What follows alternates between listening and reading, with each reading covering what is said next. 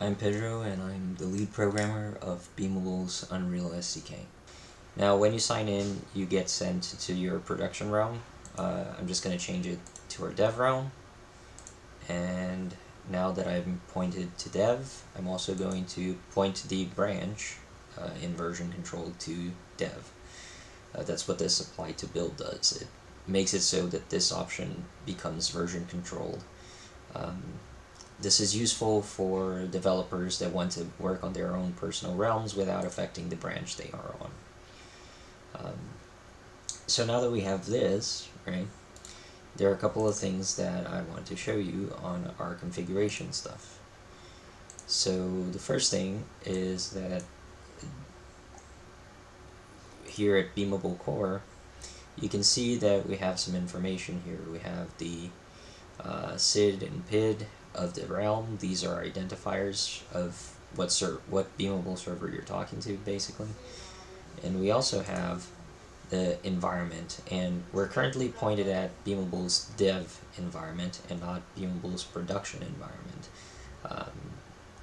And the last thing I want you to note is that there's a player 0 user slot here that comes here configured by default, and also this automatic frictionless auth for owner player.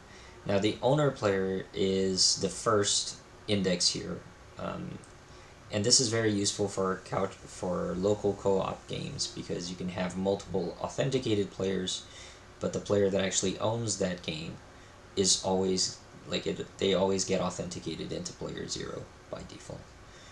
Um, so this is part one of the thing.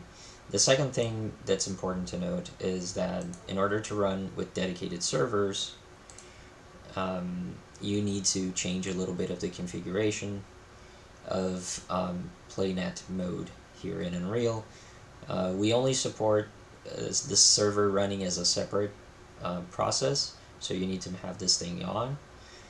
You also need to have play as client if you want to test dedicated server communication with Beamable. And the last thing is you need to have additional server launch parameters set as Beamable realm secret and your realm secret. This is a unique identifier for your realm, which we use to sign requests. And requests with this signature are admin privilege. They have admin privilege. Now you can find your realm either in the portal or here in Beamable Editor, Main Editor Developer, All Realms, and you find the realm that you're in, and that's your secret right there. So you can just configure that. So like I said, we have this set up, and we currently have this set up to do one thing, which is to write to a server authoritative stat in the Beamable backend. And the way we do that is by leveraging Beamable's runtime. And the Beamable runtime has this concept of a Beam runtime subsystem. And runtime subsystems in Beamable, they're all game instance subsystems, but they have a couple of other callbacks. This callback over here is the onBeamable started callback. This gets called whenever Beamable is ready, but the owner user has not been authenticated. This is the callback that the server can use to make its to make its calls. Like after this callback is invoked, Beamable is ready for it to be used by the server. In the client, there is another callback that you should use, which is the onBeamable ready. This gets called once the owner player has been authenticated, and Beamable is both ready and authenticated for it to be used by that player. So that's the difference between these two. So what we're doing here in this particular event is that we are setting the stats of a player with a fixed ID, and we're doing it in a server authoritative way, and we're doing it in a random way as well. We're going to set it as a random value between 0 and 100 and 1,000. And that's what we're doing here on the server. That's pretty much what we're doing. And this is our regular old request node that you can like do things after, and we can also do things on success, and if there's an error we can handle that error. So yeah, that's pretty much it. So let's hit compile and let's hit play so that you can see this working.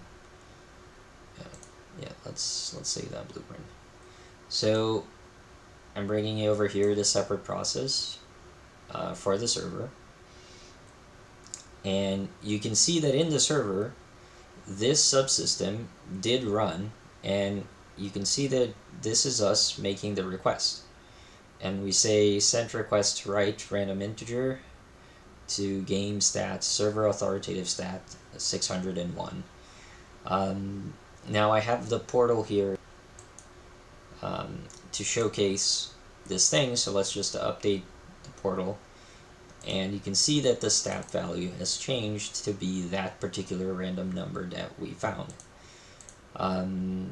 If we go into the client, you can see that that specific subsystem did not run on the client, and the reason for that is that over here in project settings under Beamable runtime you can specify subsystems like blueprint subsystems that will only run on the server or on the client or on both.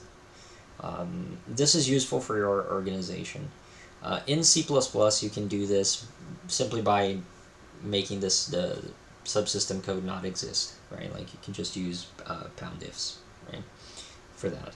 But for blueprint ones, you can use this configuration and it should just work. I should say one other thing, which is this node over here. This is something that we're calling a semantic type. So in order to provide like very good blueprint support for certain things and certain standards that our API has, instead of generating a particular field as a string, we can generate it as a hard-coded type that we then control in Unreal. This makes blueprint discovery a lot easier for users, right? Like they don't have to know the specific string format that this field actually requires it to be. They can just use this type instead. So that was a substantial amount of effort as well that went into creating this new API version. So I would say that's pretty much it for this video, and thank you for listening.